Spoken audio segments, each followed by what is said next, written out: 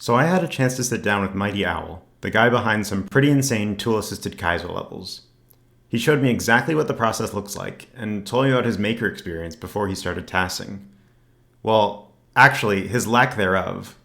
You see, Mighty Owl only has 40 hours logged on Mario Maker 2, and he never played Mario Maker 1. His Switch game of choice is actually Mario Odyssey, where he has well over 1,000 hours. He began his tool-assisted journey by working out incredibly precise trick jumps.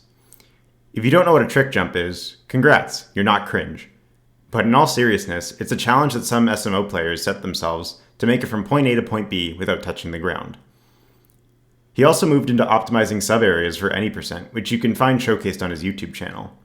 Obviously, I love Mario Maker, but in terms of inputs, it's an extremely simple game. Mighty Owl showed me the process for programming inputs. It's essentially a spreadsheet that goes frame by frame. It became obvious to me that the difficult part of creating a task is the momentum control, especially for what he was showing me.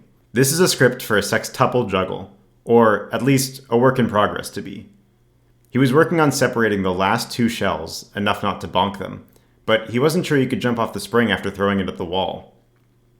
I took a look and agreed that it looked like he was already too high in his jump to perform a throw spring jump, and suggested that a drop might be viable instead.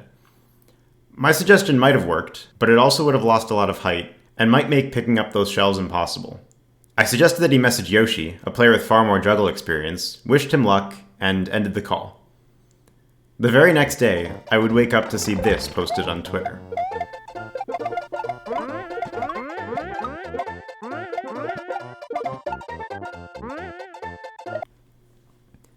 This is the kind of outside-the-box thinking that TAS allows for.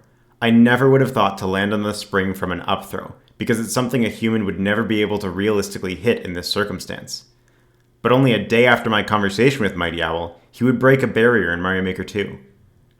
I can't wait to see what he or anyone else using TAS brings us next. Thanks to Mighty Owl for sitting down with me and lifting the curtain a little bit on what Switch TAS looks like.